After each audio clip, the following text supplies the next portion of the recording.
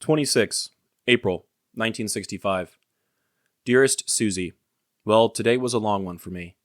We took off this morning before daylight and got home tonight after the sunset. We chased the VC all day, but we didn't catch them. Probably just as well. If we had caught them, they might have fought back, and that would have been bad. Tomorrow we don't have anything. That is, nothing planned. Why aren't you planning a birthday party for Billy? Tell him that I will send him a birthday present, but it will be a little late. Also, I still didn't get the boys' sizes or your picture that I asked you for. I still haven't heard from Minnie, and I haven't heard anything from Sandy. I owe your mother a letter yet. I will get around to writing her soon. There's so very little over here to write to anyone about. I have enough trouble getting a page to you every other day, and this is a very boring life.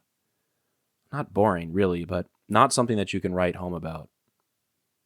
Well, I will close for tonight, sending you all my love. I miss you all very much. Sincerely, Bill. When President Dwight D. Eisenhower gave his farewell address in January 1961, he didn't go out with a celebration. He left with a warning, one that, looking back, feels eerily prophetic.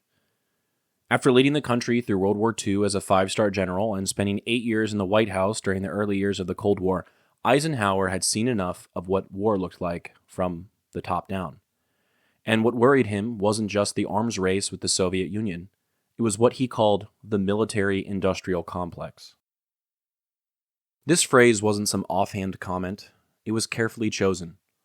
Eisenhower was speaking about the growing relationship between the military establishment, the federal government, and private industry, particularly defense contractors.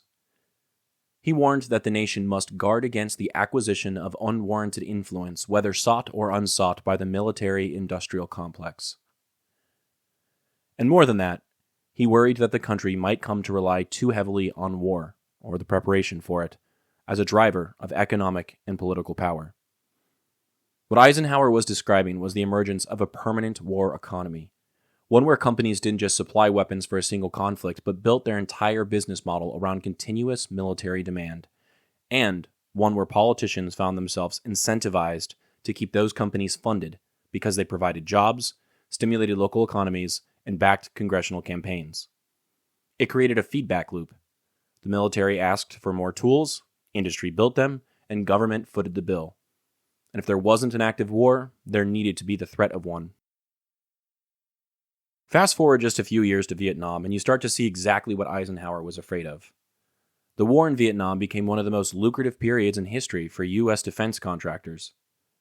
Bell Helicopter, the company behind the UH-1 Huey, the aircraft Popi flew, saw its production explode. Before the war, Bell was making a few helicopters a month. By the late 1960s, they were producing over 200 a month. Between 1966 and 1971, they delivered more than 12,000 Hueys to the U.S. government. Each one required an army of subcontractors, maintenance parts, specialized tools, and logistical infrastructure.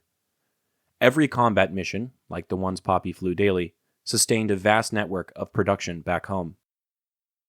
And it wasn't just helicopters. Dow Chemical supplied the napalm, Monsanto produced Agent Orange, DuPont made explosives, General Dynamics, Lockheed Martin, McDonnell Douglas, all of them expanded their defense operations during the war. Some of them made billions.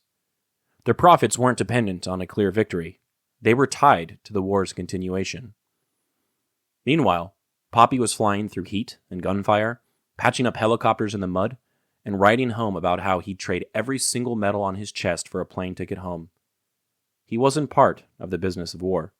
He was its labor. His letters don't mention defense companies. They don't talk about strategy meetings or contract negotiations. They talk about the smell of the air, the sweat behind his knees, the way a mission felt more like waiting than fighting. But whether he knew it or not, he was part of the machine Eisenhower had warned about. Even his equipment was part of it. The radio he used to call in support, the rockets he launched at unseen targets, the flak jackets they wore, and the fuel that kept the birds in the air, every single part had a dollar sign attached. Someone made it, someone got paid for it, and none of those people were out in the field, staring at the jungle, wondering whether today would be the day someone didn't come back. This isn't a conspiracy theory, it's a structural reality. one that still shapes American foreign policy to this day. The problem with the military-industrial complex isn't just that it exists. It's that it creates conditions where war can start to seem normal, necessary, even desirable. Not for the people fighting it, but for the institutions feeding off it. Popi didn't write about any of this directly, but he didn't have to. It's there between the lines. In the boredom, in the bitterness, in the way he says he's counting down the months, in the way he talks about metals like they're scrap, in the way he says over and over again that he just wants to be home. There are no defense contracts in these letters. Just a man stuck in a war that seemed designed to last forever. What we've seen with these letters thus far is an on-the-ground, personal perspective of how these things can affect someone. The result of where these relationships can lead. But how bad can all of this get for one person? Maybe we'll answer that question next episode? The photo I chose for today is awesome. It's a whole line of Hueys. There are so many that they fade into the background. There's another line behind them. In the air, one is circling around.